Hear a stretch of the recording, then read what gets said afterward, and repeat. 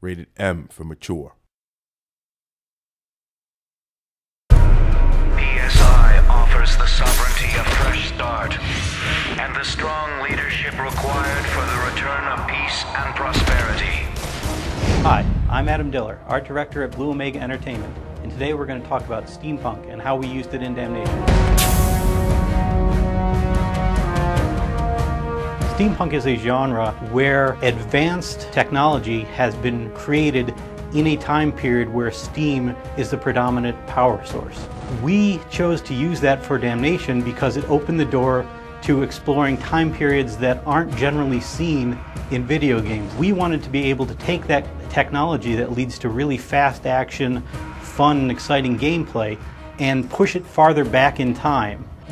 We needed to tailor steampunk to our world as opposed to going with the more traditional takes on steampunk, which were usually a very Victorian influenced look.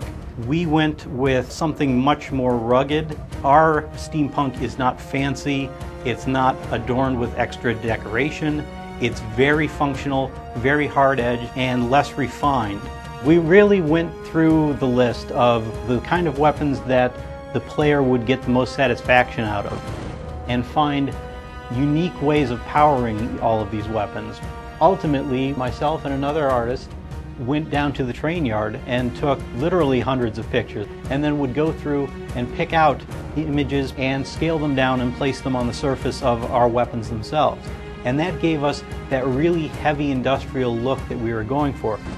In our vehicle designs, we really look to push that element of steampunk. We leave them in a very skeletal nature so that you can see the inner workings, you can see the structures that hold everything together.